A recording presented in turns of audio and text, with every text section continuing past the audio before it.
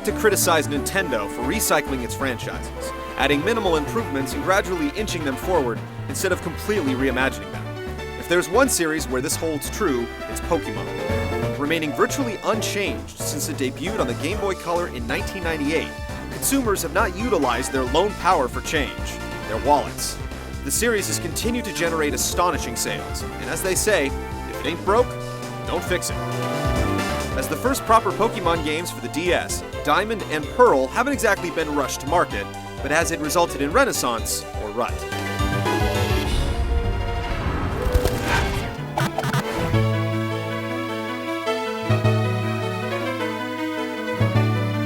While the people have changed, the story remains the same. If you've played any of the various Pokémon games, then you'll know fully what to expect from Diamond and Pearl. They take place in a brand new location called the Sinnoh region, but you still play as a young kid who leaves home in hopes of making it big in the world of Pokémon training. You can select to play as male or female, and the story is told through the same text bubbles it always has, with rungs and rungs of text to read. This in itself isn't so bad, but it's already been proven that the DS can do FMVs, so why not sprinkle a few inside one of the handheld's biggest games? Even the game's intro is low budget. There are literally thousands of characters littered around the Sinnoh region to interact with, but far too few of them offer up new items or quests, making the process of talking to each and every one of them a drag. There are a few minor plot twists to contend with, but for an RPG, the storytelling in Diamond and Pearl is decidedly flat.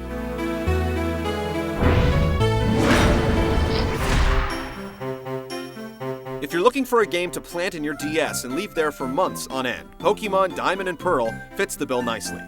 The single-player quest is absolutely monstrous, and if you're the type who has to catch them all, it offers almost limitless playtime.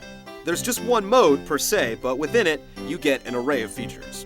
The single-player quest is structured just like it always has been. You travel to each area of Sinnoh, battling rival trainers along the way to level up your Pokémon. When you get to a new town, you go to the gym to take on a string of trainers until you face the gym leader. Defeat him, and you'll get a badge that gives you access to new areas. Nothing new here. Visiting a Pokémon Center allows you to access all the new options. For the first time in the series' history, you can partake in online battles via Nintendo Wi-Fi connection. Here, you can upload any of your Pokémon below level 30 and duke it out against people around the world using just about any rules you can think of. 1-on-1, 2-on-2, you name it. You can even talk smack to your opponents using the DS's wired headset. For those who have had problems finding people to battle against in the past, it's a godsend. The online features don't stop there either. You can trade Pokémon by putting your critters up for auction with set trading conditions. Just keep in mind that the monster you receive in return may not obey if you don't have the proper credentials. One downer is that it utilizes friend codes in order to connect with others, but it also makes it easier to add friends, as people you trade with are automatically added to your list. As you might expect, collecting every last monster is what ultimately keeps you trudging forward. There are over 100 new Pokémon to add to your Pokédex, and you can even plug in any of your GBA versions into your DS and upload any that you've collected prior. One bonus to not drastically updating a franchise is that eventually there's a ton of features incorporated into the games. This has never been more clearly demonstrated than in Diamond and Pearl. There is so much to see and do that it's almost overwhelming, and with online battles and trading, finally those of us who aren't still in grade school can enjoy the full-on Pokémon experience.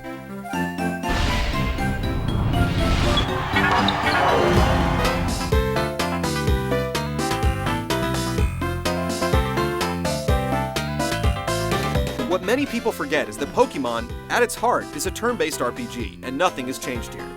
You can select up to 6 different monsters to carry with you at any time, and each creature can use up to 4 attacks and spells.